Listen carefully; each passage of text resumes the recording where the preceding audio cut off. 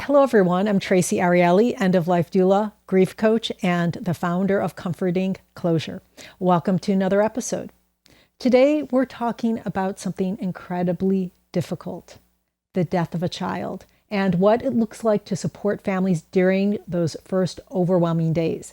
My guest is Ashley Meyveci, the founder of Luke's Purpose, a nonprofit that helps families manage the immediate expenses and logistics that come after losing a child.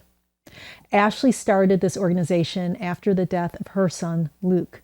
In the middle of her own grief, she was faced with decisions, bills, and a lack of compassion that no parent should have to deal with. Through Luke's Purpose, she's working to make sure other families don't experience the same thing. We'll talk about Luke's story, what families need most in those first days, and the emotional and practical gaps in how our systems respond to loss. So grab a warm drink, find a comfortable seat, and join us for the conversation. Ashley, welcome, and thank you so much for being here today. I really appreciate it. Yes, thank you so much for having me. I'm really looking forward to this. Thank you. You're welcome. So we're going to start at the beginning. Can you take us back to the early days of Luke's life? What do you remember most about him? Yeah, of course. Oh gosh, so much, right? So Luke was born, his birthday is October 16th at 2019. And believe it or not, he was a very unexpected surprise to our family. I have an older daughter, Amelia, who was born May 29th, 2018, and I conceived her via IVF. And I was told by few doctors that getting pregnant on my own would not be an option. So we conceived her IVF, and sure enough, 9 months later, I had a positive pregnancy test, and there was Luke. So, of course, we were just so excited that this was happening to our family. We were so excited that our kids would be so close in age, and of course, that this came so naturally. And yeah, he was born a few weeks early. His due date was actually on Halloween, October 31st, 2019, but he came a little bit early, which we were so excited for. And he was just so perfect, upon arrival. And we were so excited. He was such a calm, chill baby, comparing it to my daughter, who I think girls are just so much more full of emotions. But no, he was just so sweet, and he was just like just a very, very easygoing baby, such a light and such a joy. And the timing of his birth, we entered into COVID. See, we were all locked away in our house for months on end, of course. And it was just perfect to have our little family just home, and being home with them. And he was just such a light. And yeah, oh gosh, I mean, he was just full of energy. He walked really early, he was running around really early, he talked early, he got all his teeth early, he was such a good eater. So he was just so fun. And he loved Paw Patrol and Spider-Man, of course. And he was just a little superhero. He was just such a ball of energy. He was so wonderful. Now, you shared with me that Luke, and on your site, of course, that Luke had a heart condition and it required Yes. monitoring and eventually surgery. When did you find Yes. out that he had a heart condition? And when he had surgery, what was that period like for your family leading up to that procedure? So we had taken him for his regular 9 month checkup, for his, well check. And his pediatrician had mentioned that she was hearing a murmur. So it was a little concerning, but she had said murmurs are so common, he'll grow out of it and all this. So of course, as a mom, I was panicking, but hearing the reassurance that, everything was going to be okay was very helpful. But she suggested that we follow up with a cardiologist, just to make sure everything was okay. And the murmur was just something innocent and something that he would grow out of. Unfortunately, that wasn't really the case. After further testing, we met with the cardiologist, and he was diagnosed with something called subaortic membrane stenosis. So in he was really just sort of growing scar tissue on part of his aorta. And believe it or not, this is actually very common. Of course, I've never heard of it, and I was panicking, but the cardiologist had assured us that something like this wasn't life threatening. It wasn't at all concerning. He would live a very normal life, he would grow normally, like everything would be fine. But eventually he would probably need surgery to remove the scar tissue if it did grow just, too much and it was blocking the blood flow, to his heart, of course, and to his lungs, and preventing anything, alarming like his breathing or again, like his growing. So every year we would go for monitoring to make sure the scar tissue wasn't growing, at an alarming rate. And he was still, thriving and meeting his milestones, which he always was. So again, he got diagnosed at 9 months. The following summer, we went back again for, that year after checkup. Again, they said, he's obviously still has this condition. The scar tissue is growing, but it's not growing at an alarming rate. Until the second year, it was August of 2022, where we had gone to his cardiologist appointment and they had said, unfortunately, the scar tissue has just grown too much, and it's just too much of a blockage in his aorta. So we want to schedule his surgery to remove it and, just to help the blood flow better and to, get everything sort of working properly again. And, they didn't want to wait much longer, because of course, 2-year-old, almost 3-year-old boy running around and, making friends and at school, like we wanted to make sure he was, physically able to do all of these activities, and not, shy away from anything that would stunt his growth or anything like that. So we got the news in October of 2022 that he would need this heart surgery. Yeah, it's right before he's 3 years old, and the way that it's sounding is like this is scar tissue. It's not that's common, but it's not so uncommon. Exactly. And right. So we're just going to do this really quick surgery, and everything's going to be fine because we've done a million of these, and okay. That's and this actually, they said it was peanut butter and jelly. That's what they referenced it. It was so easy, peanut butter and jelly. And I said, okay.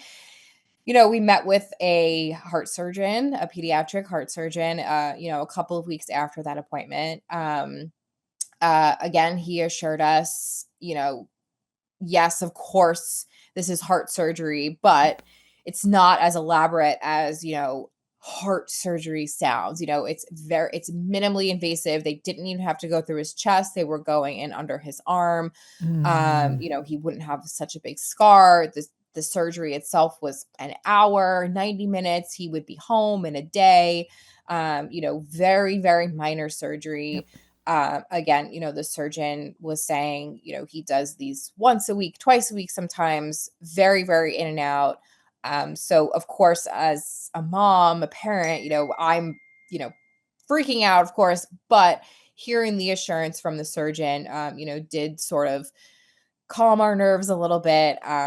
We were of course worried, but we figured he'd be fine. He would be okay. Yeah, with all the robotics and everything they use today. Exactly. I mean, everything's an outpatient surgery, right? Exactly. Yep. So after the surgery, what changed? How did you begin to start to process what had happened? So during the surgery, he had Luke had ran into some complications, and they were very unexpected. And because of those complications, he ended up on ECMO, which we were not expecting. What is that for people that don't know? ECMO is really just a machine that will connect your heart and lungs to a machine, and they will sort of pump and breathe for you. So on his 90-minute surgery ended up turning into 5 hours. There was a lot of unexpected complications that came about. And the team of nurses were keeping us updated, and they kept saying he was fine. He was handling everything pretty well. There was no reason to really be worried, of course, but any parent, any mother, any father would be panicking, of course. I mean, we were sitting in the waiting room. We didn't really have much to go off of, because they just kept telling us that he was fine. And we were questioning after those few, we hit that like 90-minute mark, and then it turned into like 2 hours, and we were like, okay, maybe it's just running a little bit over. And then it turned into 3 hours and 4 hours, and we were like, what is going on? But all they kept saying was he was fine. So we thought, okay, he's fine. And then after 5 hours, 5.5 hours, the surgeon finally came out, and he said, he's fine. Luke is fine. But there were some complications. So he's going to go upstairs. He's going to go into PICU, pediatric, and we're going to monitor him, and he should recover, but it's just going to take a couple more days. And we said, okay, that's fine. As long as he's okay, whatever happened, like as long as he's okay. So eventually we made it up to see him, and he had lost a lot of blood, and we were not aware of that. And he unfortunately suffered a pulmonary embolism. So he had a blood clot in his lungs. He survived that. And because of all of the stress on his heart and lungs that he had just endured, the last, 7-8 hours, the surgeons thought it would be best to put him on ECMO. So again, the machines that were pumping his heart and lungs for him, so his body could essentially be at rest for a few days. After 2 full days in PICU, they wanted to transfer him to a different hospital because they wanted to put him on the heart transplant list. So we were very shocked, confused. We were not expecting all of this, of course, because, we brought our son in for a very quick 90-minute procedure, which turned into 3 days of absolute hell. And we were now facing transferring him to a different hospital to then be put on the heart transplant list. Like it went from 0 to 100 so quickly. We couldn't even really process any of this. But of course we were like, do whatever you need to do. Like whatever we need to do to save him, just do it.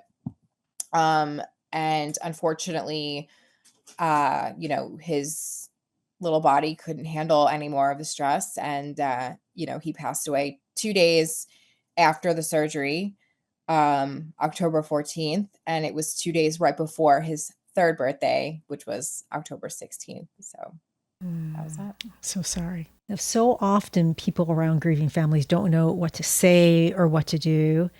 In those first days and weeks after Luke's death, what support helped and what didn't?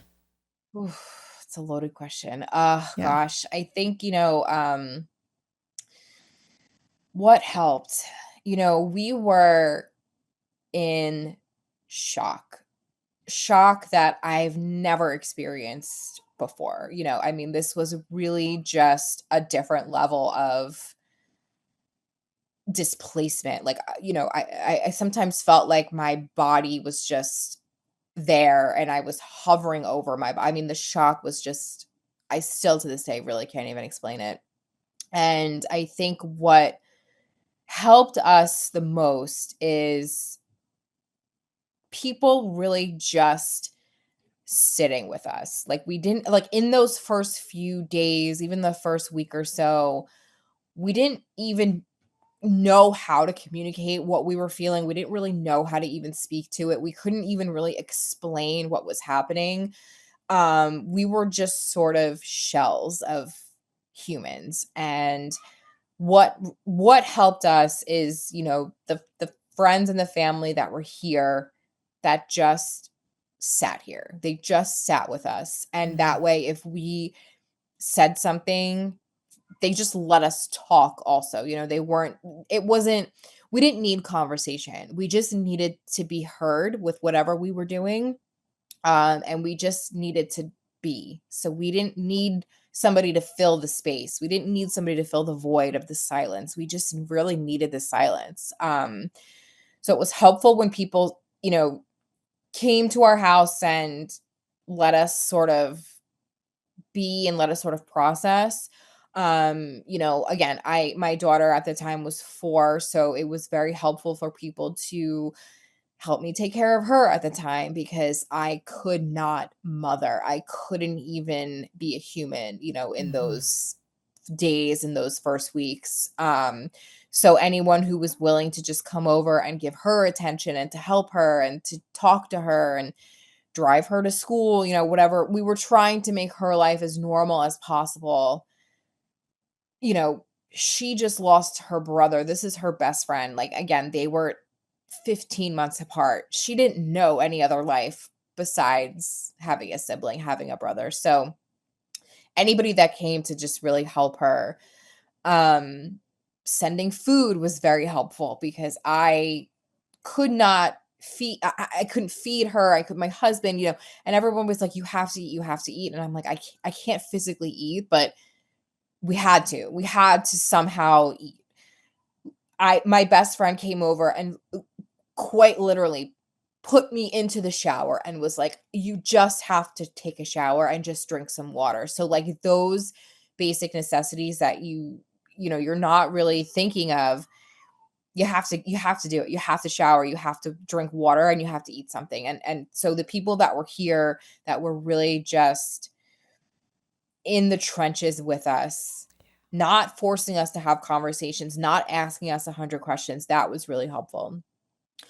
What was not helpful was, you know, asking what happened, what's going on, what happened, what can I do?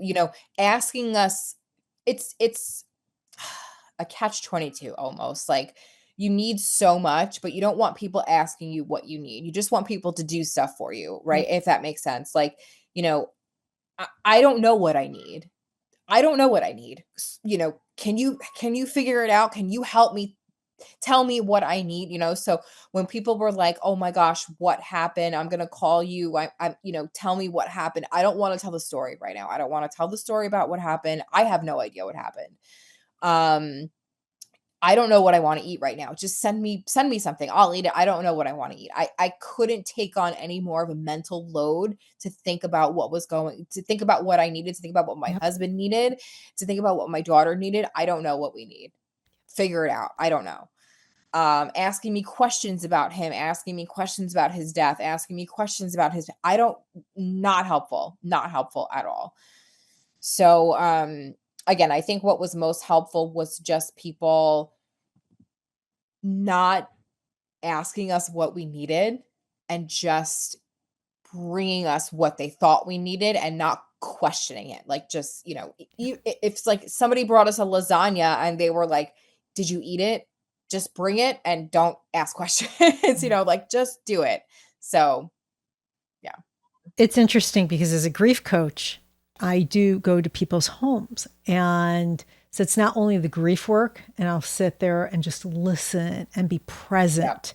Um, I'm not there to fix, but I'll Right. also do practical work. You need to clean out the person's closet that you Yeah. lost. You need to go to the Social Security Administration.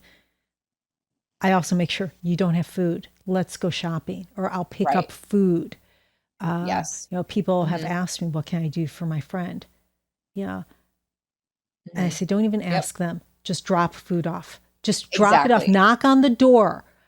Right. Put it on the in front of their door. Knock on the door and leave. Even They though don't want to see you. exactly. Eh, Exactly. eh, I think that was also very difficult, I mean, talking about, of course, the wake and the funeral after, um, that was very much a blur too. But I think afterwards, I think it's very difficult because with a and not to minimize other losses. I think any loss, whether it's a 90-year-old grandparent or a child, to that person, whoever that is, a loss is still a loss. Yeah. Is there a level of magnitude of trauma and grief? Absolutely. But I think with a loss of a child, you know, this is the only loss that feels very unnatural. Yep. It's not supposed to happen this way, right? And we hear that a lot, and you know, I hated when people said things happen for a reason, or everything happens for a reason. This does not happen for a reason. Like, you can't justify this. And again, there's so many levels of loss. And again, and it's not to take away, when my grandmother died, I was very upset. I was devastated. Of course, I love my grandmother, but to lose a child is such a level of grief and trauma and shock, Yes. because it's not supposed to happen this way. You're not supposed to bury your children. You're supposed to go first. It's the order of the way things are supposed to happen. And there's so And much I more. think when Oh, sorry, go ahead. No, please go No, ahead. Please. I was gonna say, I think when, a loss of a parent or a grandparent, somebody that's supposed to happen, or it's supposed to happen that way, people just say, "I'm so sorry that this happened, here's, a plate of food, here's something, can I come over?" And they sort of know what to say, because it's just this generic answer, like, "I'm so sorry for your loss," right? I think with a child or any traumatic loss, even like a young spouse, or a young anything like that, very traumatic, very unexpected, very not timely, um, people don't know what to say. Yeah. And they often it's no fault to their own, but they just don't know what to say, and sometimes they say the wrong things. And it's not their fault, because I think as a society, we just don't know how to process shocking grief, shocking loss, like, you know what I mean? Yep. So I think when Luke died and people would come over and say, "I wanna bring you guys food," they would come in, and it's like, "I'm not entertaining you. I'm not here to have a dinner party." Like, I don't have any energy for that, and people would take that as, "You don't wanna be my friend anymore, like, you don't wanna talk to me, you don't wanna have a conversation." So I think it's not that people say the wrong thing, it's just you have to, if you're on the other side of it, you also can't take these things personally. I think that's another big part of it too. Like, we didn't want to invite people over, and we didn't want people to come over and check in with us, because we wanted to be alone. We Yeah. wanted to just cry To and be alone. process. If you process it and really figure out what was going on. It's like, if you wanna come over, that's fine, but I don't wanna talk. Just Yeah. be there. Like we were saying, like, just let us cry, just let us process it. Yeah. So, I that was really difficult too, because a lot of the people that we had been so close with for so long couldn't understand that we didn't want them to come over. So, yeah. I think people, to what you were saying, people don't realize when, I'll use my example. So my Yeah. grandmother died when she was 88. She was ready to go. She had said before she even had the heart attack, she was like, "I'm ready to die. I'm ready." Yeah. And so when she died, she lived a really good life. That was Yeah. the way it was supposed to happen. It happened quickly. We were lucky it happened quickly. Right. Right. My cousin Heather died of suicide. She was 24 years old. That's not what was Mhm. supposed to happen. We were supposed to Right. grow old together. We were supposed to experience these things. She was supposed to turn 50 this year in April. Mm. So, it is the life that should have happened. There was a whole Right. future that we're not having anymore. So Yep. it is much more than, you're not just grieving Luke, you're grieving an entire entire future of how it should have Yes. been. Yeah. It's very true. I think, like you said, you're losing a grandparent, you're losing a parent when they're older, they've lived a fulfilling life, for the most part, like they've lived, 70, 80, 90 years sometimes, and when you lose a child, any age, Yeah. it doesn't matter, any. I've met parents who have lost, adult children. I've met parents who have lost babies. It doesn't matter. We are grieving the loss of our son, but we're also grieving the loss of the first day of kindergarten, the first tricycle ride, bicycle ride, the first family vacation, the first, high school graduation, college graduation, wedding, anything. The first so much of your life gets taken away when you lose a child, and they don't have, and it's so difficult to watch my daughter hit these Mm. milestones, when she started kindergarten, when she started first grade, second grade, even the smallest things, potty training, right? Changing her from her toddler car seat to the child booster seat. These small things that you don't think will ever hit you, they hit you. And it's grieving an entire lifetime of milestones, of a whole future of, not only having a son, but having my daughter have a brother, that relationship, she'll never have that relationship again. She'll never experience what it was like to grow up with a sibling, Yeah. grow up with a brother, I should say. And you're just being robbed of Yeah. so much. And, when he died, we didn't think of that, that wasn't, we weren't even processing that. But as time goes on, we're coming into the 3-year mark that he's passed, coming in October. And it's a difficult year. They're all difficult. Every day is difficult, but this, I don't even like to say anniversary, because an anniversary is something that you want to celebrate, right? The 3-year mark of his passing means that he's been gone longer than he's been alive. So that is Mm. is it's like, wow, time really does move. Time really does move forward. You don't think of it in those first days and weeks, but as time goes on, you realize they're really gone. They're really gone, and life is moving forward. My kids are hitting these milestones, and my son is not, because he's not here. So Mhm. let's shift and talk about Luke's purpose. Yes. Yes.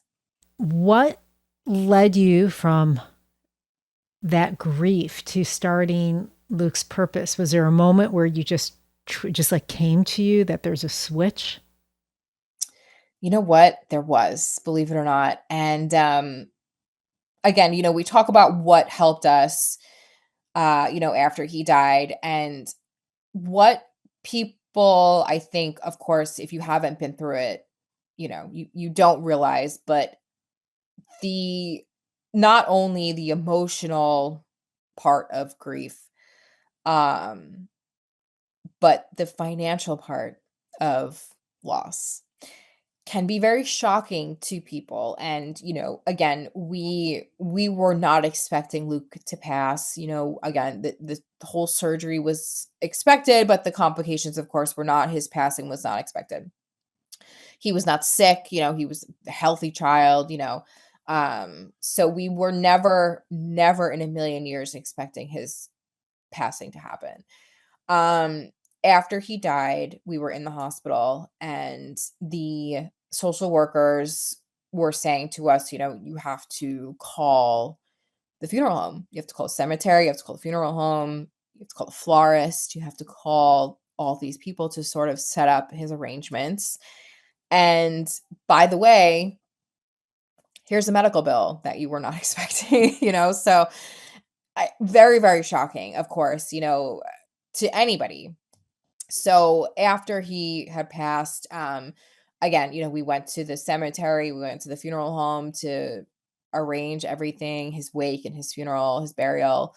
And they handed us bills and they were like, this is how much it's going to cost. This is what we need, and it's a business. It's a business. And I I didn't understand back then, because I was of course in shock. And part of me still doesn't understand how you ask a parent to bury their children. You just can't. But again, it's a business. And there was so much unexpected finances that came up with Luke's loss that, our friends and family, they started a GoFundMe for us. And they were like, we don't know what to do, but maybe this will help. Maybe this will help pay for the medical bills that are coming up in the cemetery and the funeral and all of that. And it did. It really, really did. And it not only paid for it, but it took that, again, that mental load of thinking of how we were going to pay for it.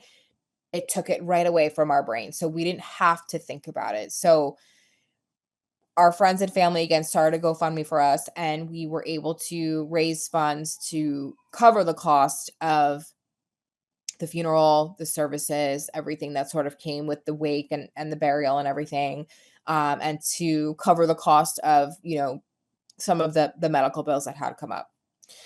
So my husband and I were speaking, and this was probably a few weeks after the services and everything.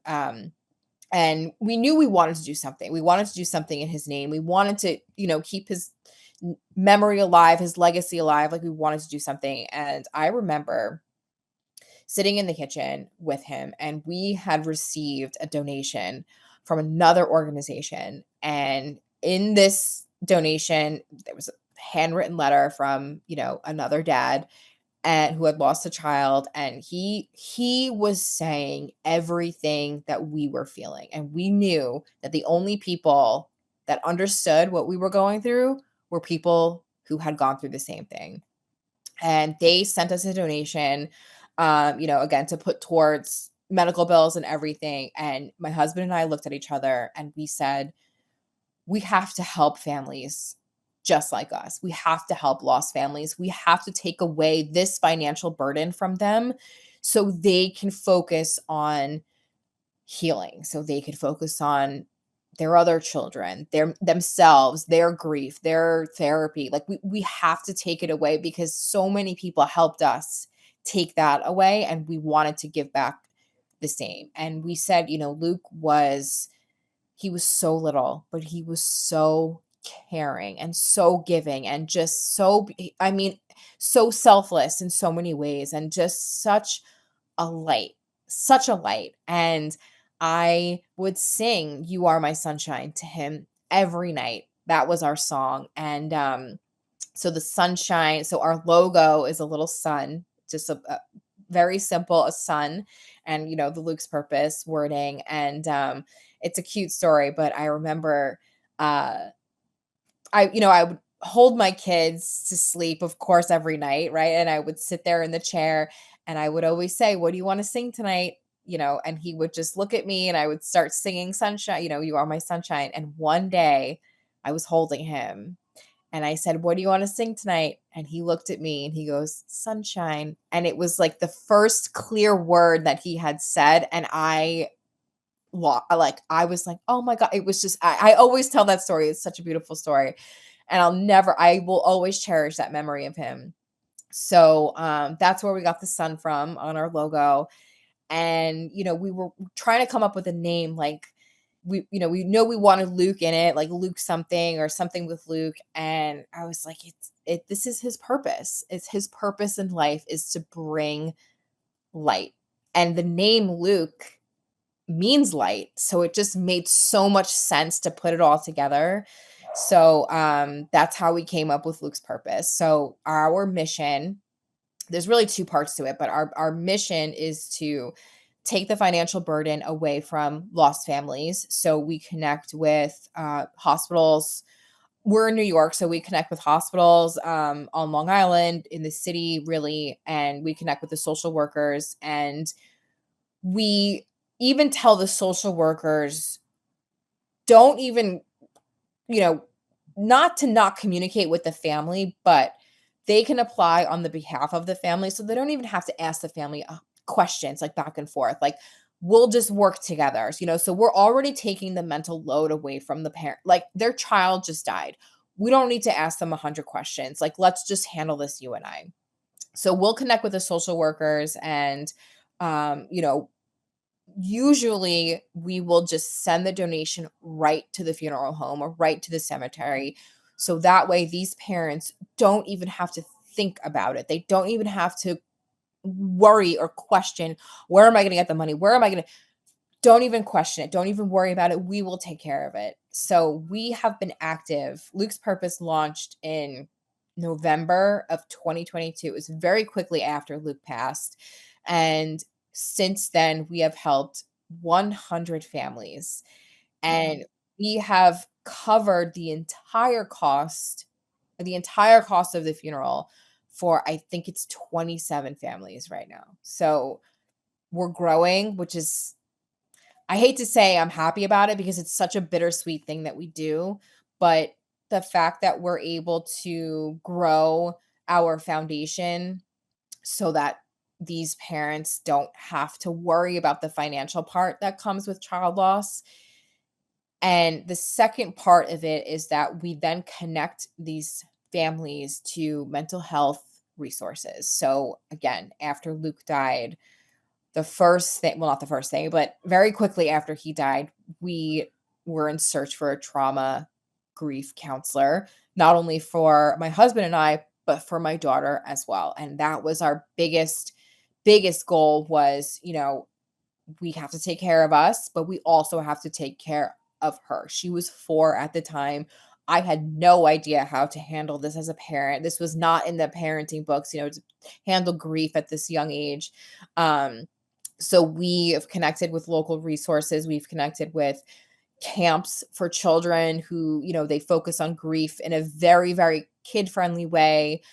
We've connected with groups that connect other lost parents together because, like I said, I think what's so helpful in this journey is connecting with parents who have been through it, because they really do understand, the thoughts that you're having, the feelings that you're having, the grief that you're having. So, like I said, Luke's Purpose is really a two-part mission here. So helping the financial part and also connecting parents with the help that Amazing. they need to take those next steps forward.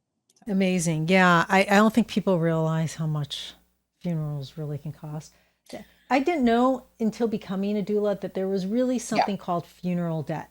I was like, Yes. what are you talking about? Apparently, it's like the Yep. third most expensive thing following, um, in America, following uh, owning a home and a car, Yeah. and then there's a funeral. I don't think that I they're believe taking it. college education into that, Yeah. but yeah, and it's not like you can get away with not.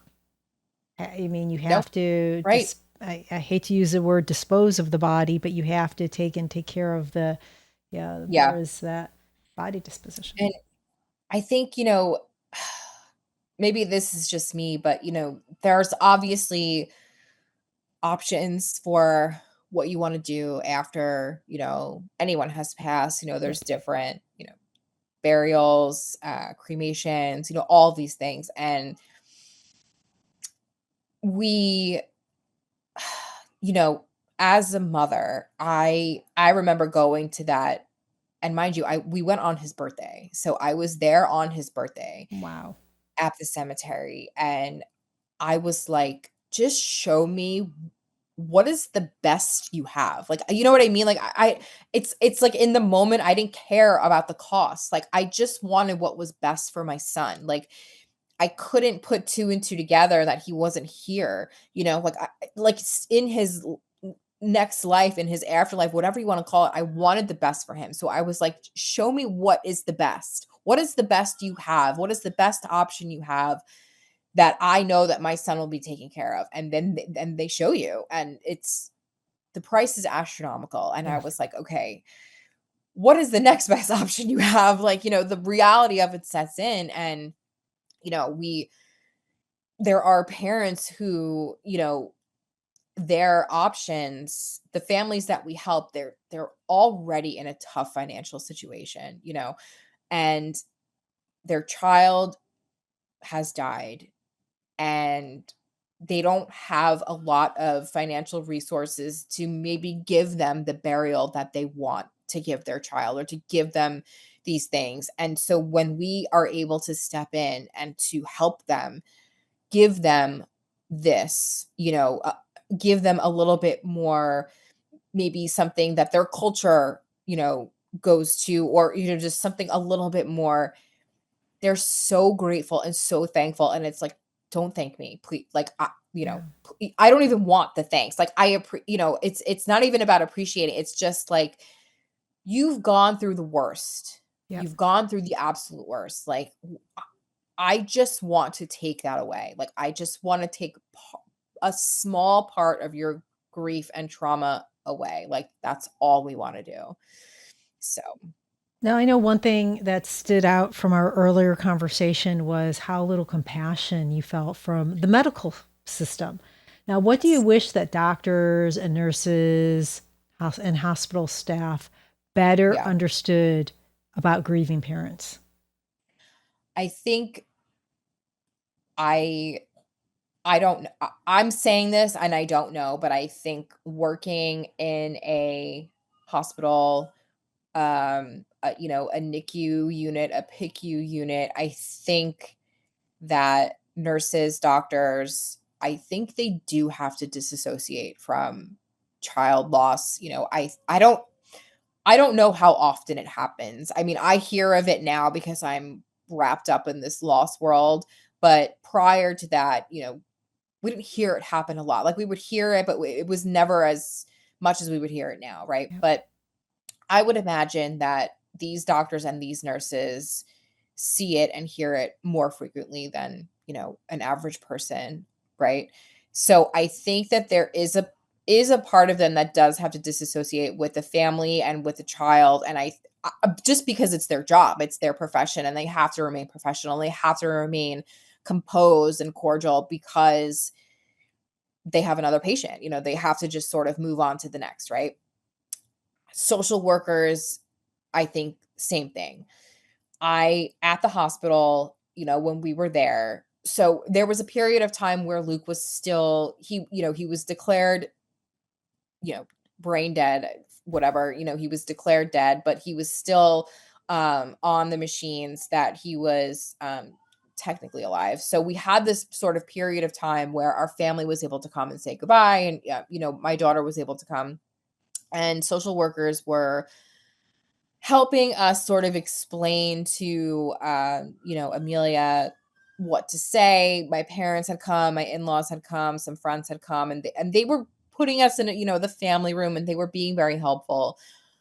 And after we left, after we closed the door and left our son. Sorry, can I just Yeah. take like a minute? Yeah. I'm so sorry.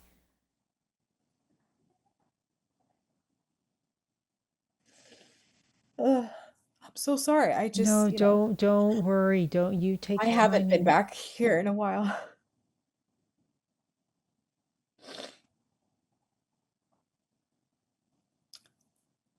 Oof, okay. So after uh, we said our goodbyes to Luke and we were leaving the hospital, um, that was it. That was it. They sort of just shut the door behind us, and they said, "Have a great night." Yeah, I mean, they didn't say have a great night, but they were just like, okay, that's all we can do for you, and it was very short. It was very cut dry, and it was very just figure it out, we done all we could. And again, I think, working in I don't I think nurses and doctors, I know they have compassion. I'm not saying that they don't. I know that they do. But I think because of their job and because of, where they are working in the hospital, I just think that they have to keep it together. I don't think that they can take it to a personal level and coddle every family that comes in. I don't think that they can, because I don't think that they can handle the mental load of that much grief and trauma. Like I said, I think they have to disassociate, and they really have to remove themselves from the emotional part of it, because I think anybody that takes on that much emotion, trauma and grief and loss as a profession, I don't think that any one person could handle that. Like I just don't. So I think while we didn't experience a lot of compassion that time in the hospital, I don't think it was at fault of the nurses and the staff. I just think that they sort of have to get on with their day and sort of get on with their job, and it's no fault to themselves. But do I think that, the social workers, and do I think that there should be, maybe another level of therapist or something, a counselor there to sort of guide parents?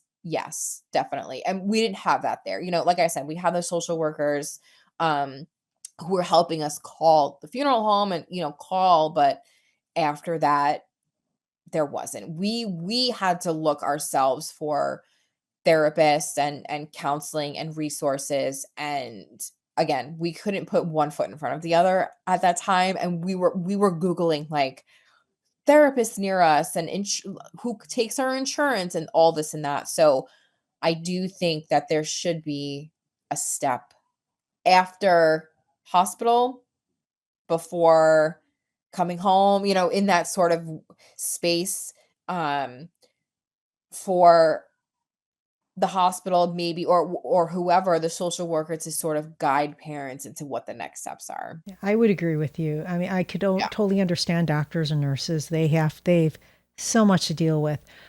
right. But social workers and the rest of the hospital, I think it is really a breakdown in the hospital system, because there is wanting to save as much money as possible. And versus, it is a social worker's job to deal with people's emotions. And yes, I mean, I could say that I'm not a social worker or a therapist, but I deal with people, I work with people Mhm. at the worst time of their lives. And it does Yeah, take, yeah, I don't think it's so much of the social workers because they want to do. I think it's more of the administration and right. Yeah. Mhm. the hospitals themselves that are Yeah, really trying to push. Okay, you have this amount of time. This is what you yeah, do. You have, you could do one session right here and help them this way, and right, that's it. right. No, you're right. I think that there is a financial part to it too. Within the administration, within the hospital, that, they themselves don't have the resources Yeah. to give parents the next step, and again, I'm only speaking for my experience and with Luke, but I think because his death and because his experience at the hospital was very unexpected to the staff themselves, like everything that had happened was very much unexpected and very much, you know, just not prepared for.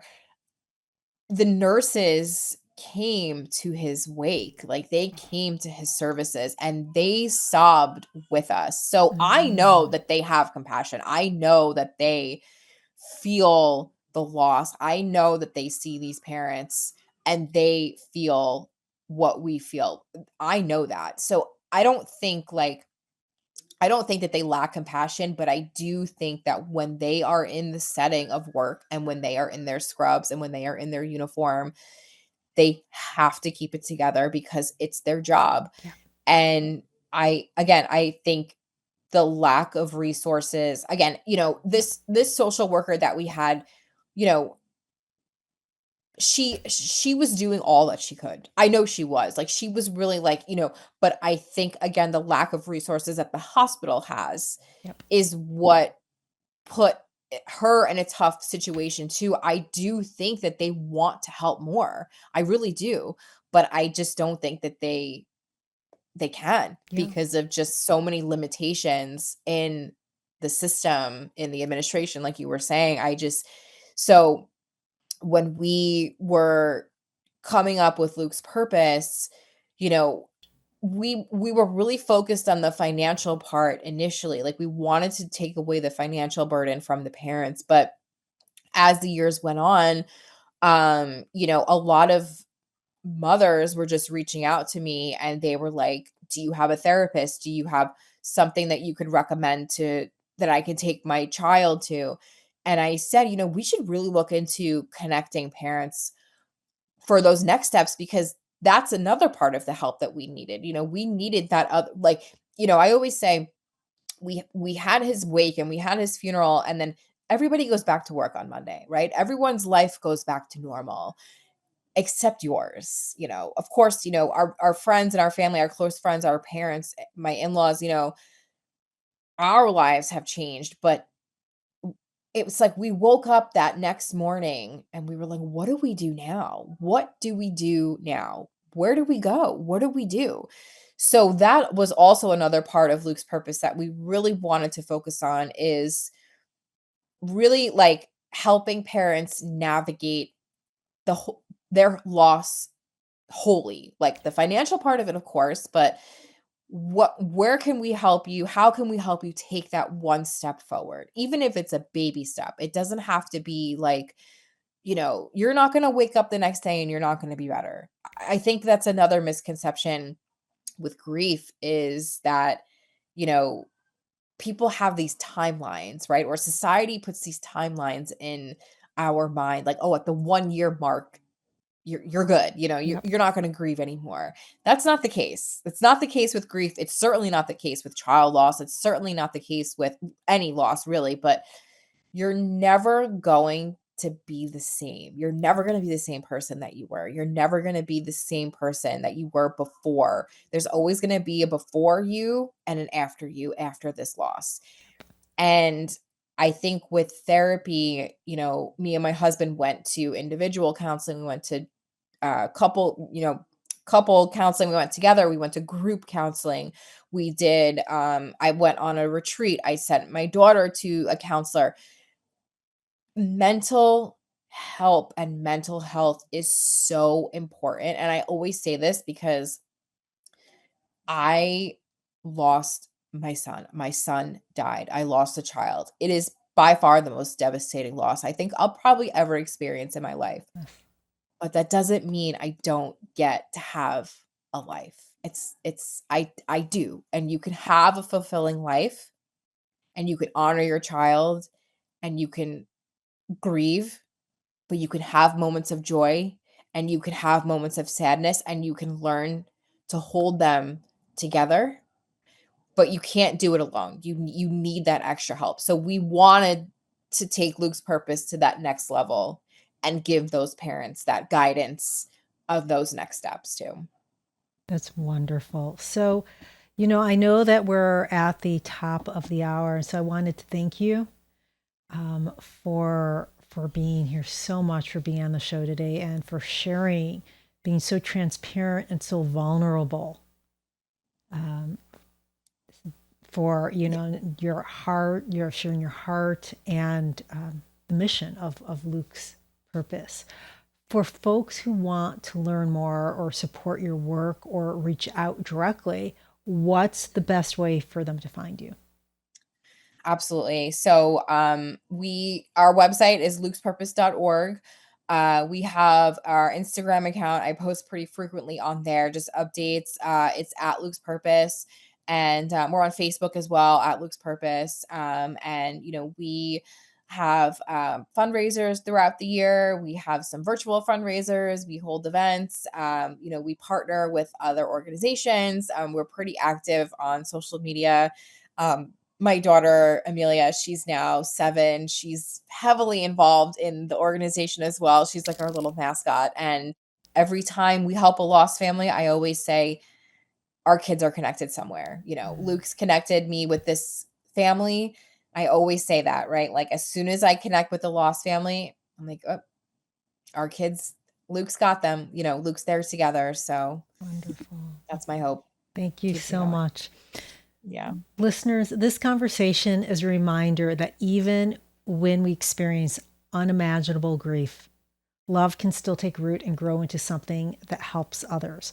Whether you've walked this path or know someone who has, I hope you carry with you the reminder that support doesn't have to be a grand gesture to be meaningful. It just has to show up. And if you're in the position to help, please consider giving to Luke's purpose. And if you're grieving, know that you're not alone. Thank you for joining us. If you have any questions, please comment below or reach out to me directly. And if you found this conversation to be helpful, please like, share, comment, and subscribe. This is Traci Arieli from Comforting Closure, wishing you peace and comfort in your journey. Until next time, take care.